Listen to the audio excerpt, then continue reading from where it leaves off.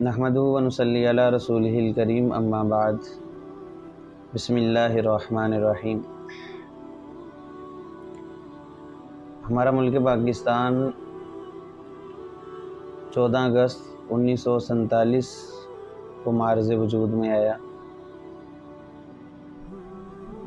اور یہ مدینہ طیبہ کی ریاست کے بعد پہلی ریاست ہے جو اسلام کے نام پر دنیا کے سامنے آئی، اور جس کی بیس بنیاد کلمہ لا الہ الا اللہ محمد الرسول اللہ یہی تھا۔ یہی نعرہ مسلمانوں نے لگایا تھا، پاکستان کا مطلب کیا؟ لا الہ الا اللہ۔ تو اسی لا الہ الا اللہ کی خاطر یہ ملک پاکستان وجود میں آیا، اور اللہ رب العزت کا عجیب نظام تھا کہ جب پاکستان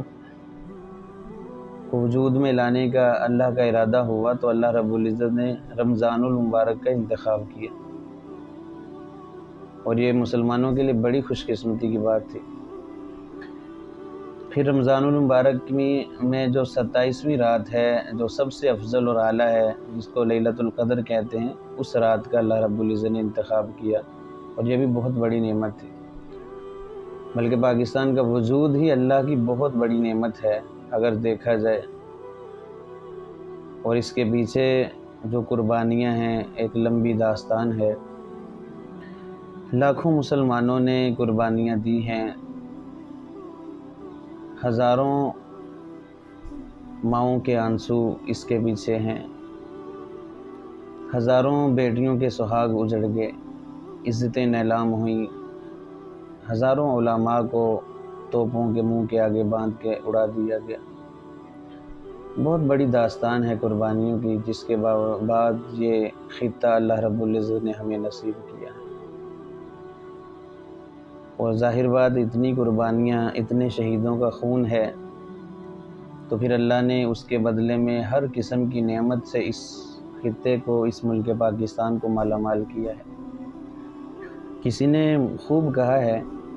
شہیدوں کے لہو سے جو زمین سیراب ہوتی ہے،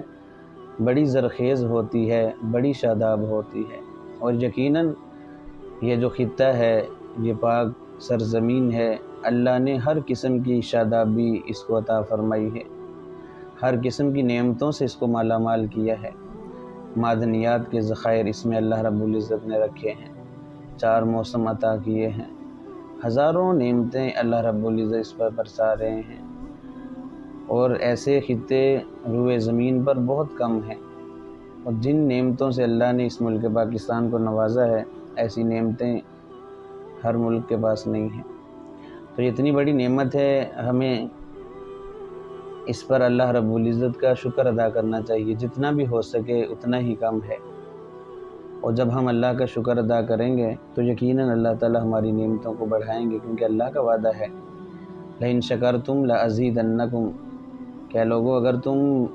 شکر ادا کرو گے تو میں تمہاری نعمتیں بڑھا دوں گا۔ وَلَئِن كَفَرْتُمْ إِنَّ عَذَابِي لَشَدِيدٌ، اور اگر ناشکری پہ اتر ہے، جیسا کہ آج کے دور میں ہو رہا ہے، تو پھر اللہ تعالیٰ کی پکڑ بڑی سخت ہے۔ إِنَّ عَذَابِي لَشَدِيدٌ، اللہ تعالیٰ فرماتے ہیں کہ میرا عذاب بڑا سخت ہے۔ تو اس لیے ہمیں چاہیے کہ اس ملک پاکستان کے وجود پر اللہ کا شکر ادا کریں، اور اس موقع پر، یہ 14 اگست کا جو دن ہے، اس موقع پر اپنے شہداء کو خراج تحسین پیش کریں، پڑھ کے ان کے لیے ایصال ثواب کریں، اور ان کی قربانیوں کو سراہیں کہ انہوں نے ملک پاکستان کی خاطر کیا کیا قربانیاں دی، کتنے گھر ویران ہو گئے، اور کتنے بچے یتیم ہو گئے اس ملک پاکستان کی خاطر، اور کتنی بہنیں بیوہ ہو گئیں، اور کتنی بہنوں بیٹیوں کے سہاگ اجڑ گئے۔ کتنے مسلمانوں نے اس ملک پاکستان کی خاطر اپنے خون کی ندیاں بہا دی، اپنے خون سے اس سرزمین کو سیراب کیا ہے۔ تو اس دن میں ہمیں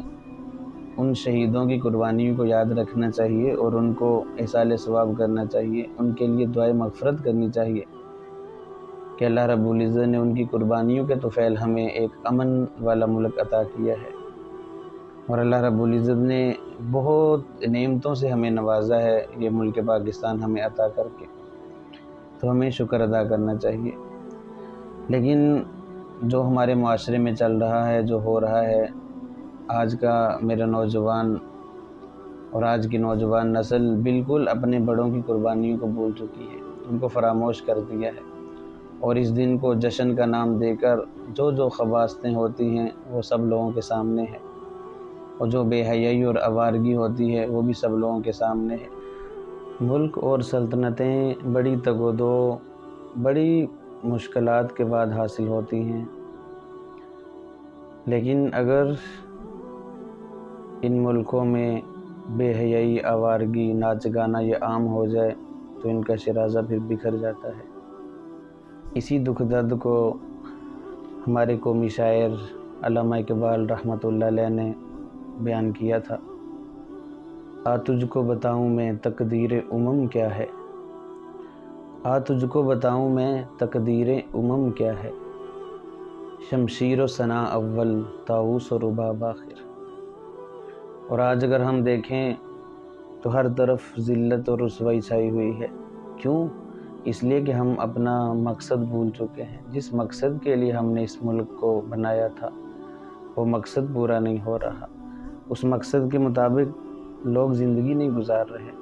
اس مقصد کے مطابق لوگ فیصلے نہیں کر رہے، جس کی وجہ سے شرازہ بکھرا ہوا ہے۔ ہر طرف قتل و غارت گریام ہے، سود کا بازار گرم ہے، اور ہمارے قاضی جج کے قلم فروخت ہو چکے ہیں، انصاف نہیں ملتا، اور مظلوم کی آہیں کسی کو سنائی نہیں دیتی۔ اور یہ تنگ دستی کا جو سیلاب ہے، اور اسی طرح بے روزگاری کا جو سیلاب ہے، مہنگائی کا جو طوفان ہے، سب حضرات کے سامنے ہے۔ یہ کیوں ہے؟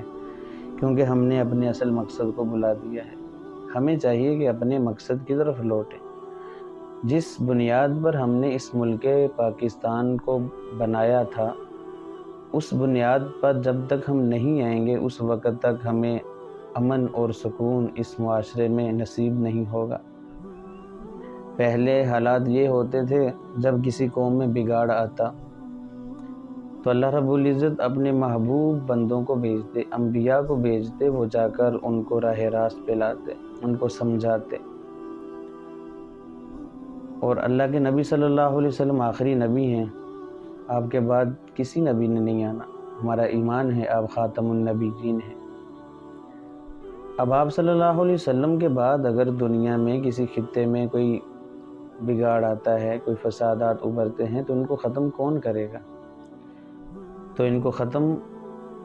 وہ انسان کریں گے جو اللہ کے نبی کے نقش قدم پر چلنے والے ہیں، جو اللہ کے نبی کے صحیح معنوں میں جانشین ہیں،